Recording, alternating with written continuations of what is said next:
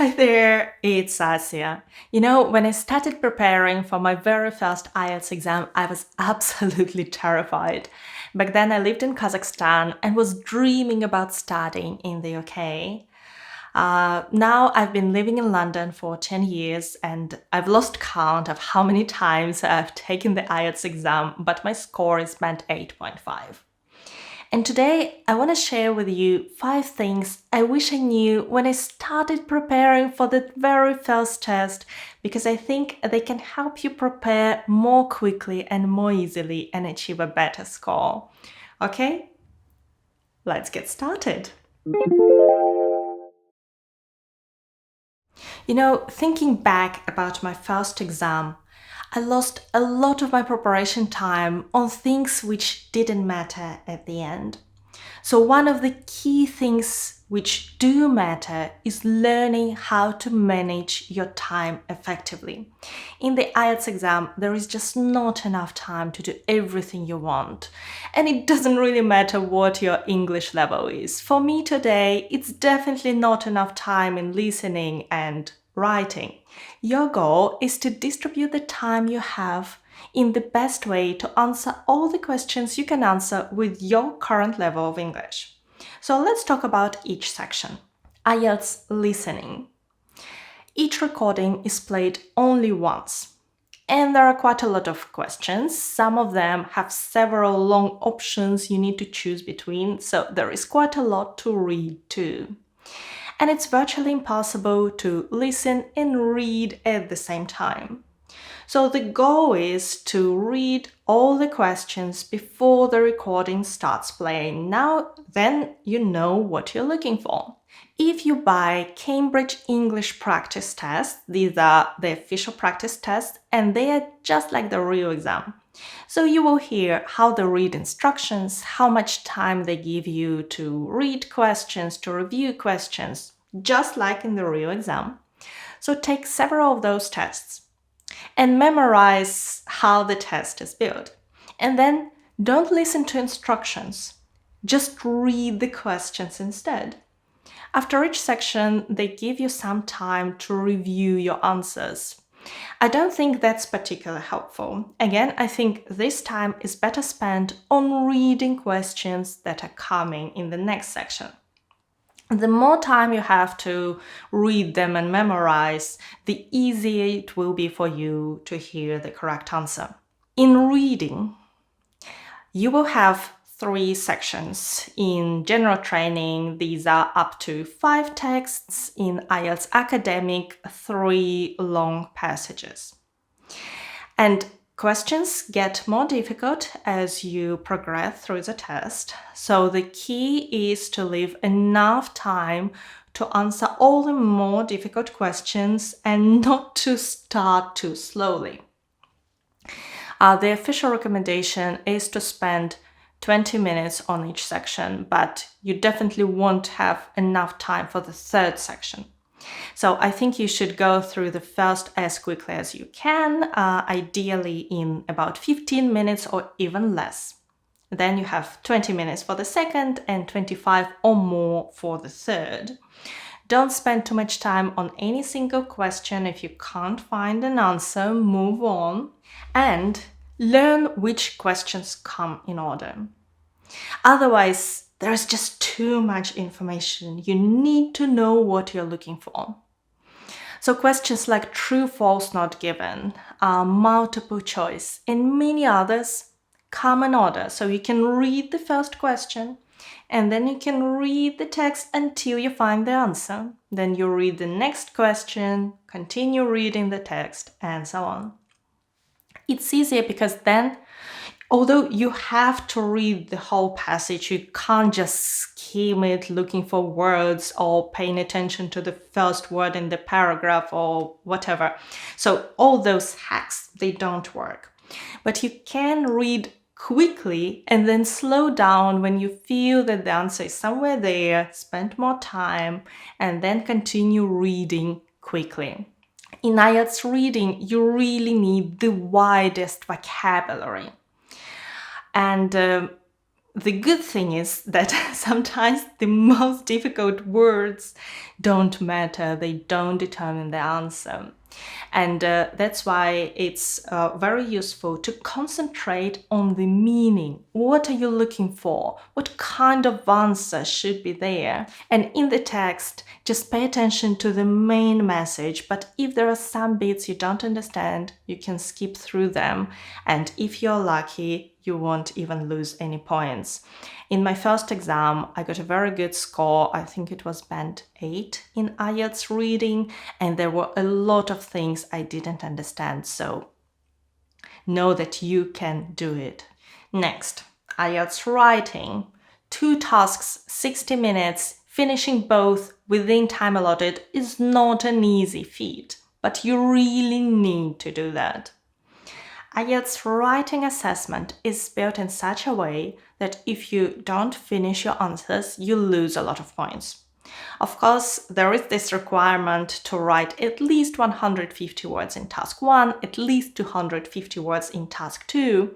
But actually today, examiners don't really count words. I mean, it doesn't matter if you write 145 words or 151 in task 1. But if you run out of time and you don't write a conclusion for your task 2 essay, that will be extremely costly. So we'll be talking about IELTS writing much more, but you need to have enough practice sessions at home in timed conditions to learn how quickly you need to write to finish both in 60 minutes. IELTS speaking. The time will be controlled by your examiner. And actually, this exam is very strict.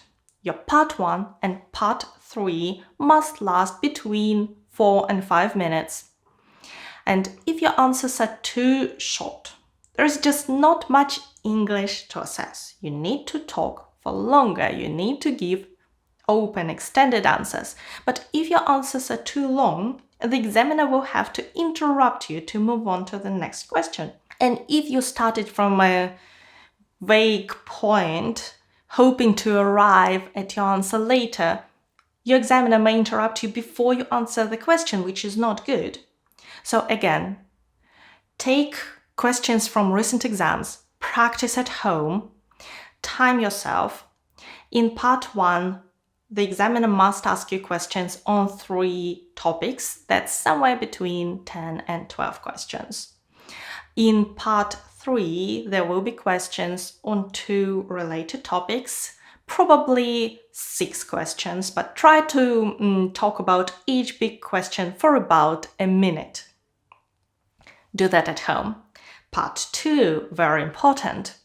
You need to talk on a given topic between 1 and 2 minutes. That's the official task. But if you talk for 2 minutes, your score will be better because you show that you're more fluent in English. You can talk at length. And you just have more opportunities to show your vocabulary and grammar in 2 minutes rather than in 1 minute. It's very difficult to do, to get a task and just keep on talking. So again, practice at home, time yourself, you'll get better. My next tip is spend more time preparing for IELTS writing. I know that many people begin with IELTS listening and reading, and then they see every mistake they make, so they spend more time on those sections. I did exactly the same. But statistically, we know that most people achieve their lowest score in IELTS writing. So it's definitely worth concentrating on. It's particularly true if you need band 7 because it's easier to achieve band 6.5 than band 7. So why is IELTS writing so challenging? Part of that is because of the way it's assessed.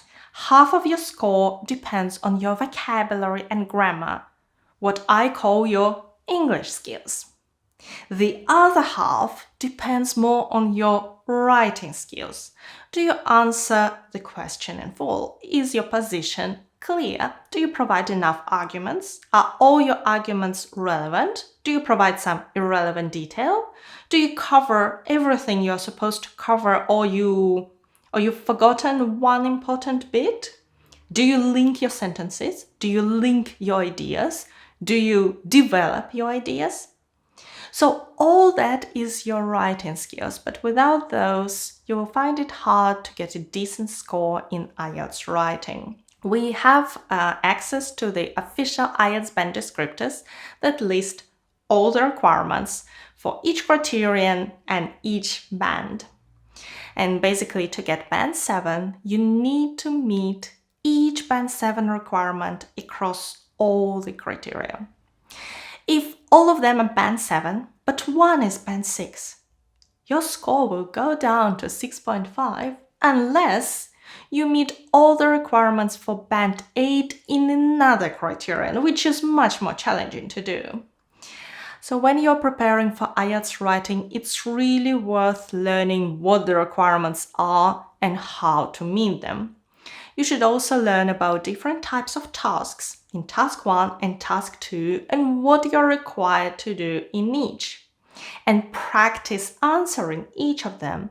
Then you'll be able to provide your answers more quickly and answer better. I find that official IELTS guides don't really go in depth into IELTS writing and what's really required. That's why I've created my own courses, and if you're interested, I will link them in the description. Next, let's talk about IELTS speaking. When I was preparing for my first exam, I felt that I need to demonstrate my skills. I need to sound smart. I need to use formal English. It's an exam after all. But in IELTS speaking, examiners assess your ability to communicate in English. And usually people communicate in quite an informal way. So you don't need to use formal English. And you shouldn't try to use more complex words and more complex grammatical structures that you really need to think about.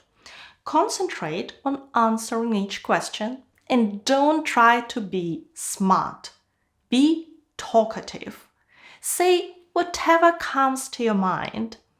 In this way, you'll be able to answer each question better. You will actually answer those questions, and your speech will be more fluent, and you will probably make fewer grammatical mistakes, and so your score will be higher as a result. Of course, if you use complex words and complex grammar, that improves your score. But complex words usually come from using topic-specific vocabulary. You're asked about rivers and you can talk about all this river-specific vocabulary. So if you know it, you will use it. If you've heard about it once, don't try to retrieve it from your memory in exam conditions. IELTS speaking is stressful enough without it, so just try to answer each question and it will go a little bit more smoothly. The next thing I wish I knew when I was preparing for my first test is that you should use official practice tests in your preparation. The problem is it's very difficult to create questions that will be at exactly the same level of difficulty. And that's what they do in the IELTS exams. And even there, candidates may be a bit lucky or a bit unlucky with topics. So if you use unofficial papers, the level of difficulty may be different. Questions may be formulated in a different way. They may contain mistakes, and those tests will confuse you. Use Cambridge English practice tests for your preparation. They are just like the real exam. Any recent book will do, from number 14 to number 17. It doesn't really matter which one you use. They are all about the same. And if you want free practice tests, there are several official tests. They're a bit older, but I will still give you links in my study plan. My next advice to you is don't think that you need to study all the official guidebooks to get ready for your exam. Only the official guide to IELTS is that thick. How much time is it going to take you to complete all these exercises? There are some official books with vocabulary for IELTS, and words and phrases there are great. I bought one of them several months before my exam. I opened it and there were so many words I didn't know. I actually got really discouraged from preparation because it just seemed too much to me. And as a result, I didn't do much for several months, and then I had to prepare for my test in a very short period of time when the university actually invited me to start one intake earlier than I expected. And I got 7.5. So those words I didn't know didn't really matter at that point. What you should do before your exam depends on how much time you have. So I've prepared an IELTS study plan for you, and I have 3 versions: 1 week, 1 month, 3 months. Those plans will show you all the essential steps for your preparation for each section and give links to resources where you can learn more about each step. So I think those plans can help you prepare for your exam more quickly, and you can download them for free right now. My paid IELTS preparation packs are linked in the description. Thank you so much for watching me today. Good luck with your preparation and your exam. Bye!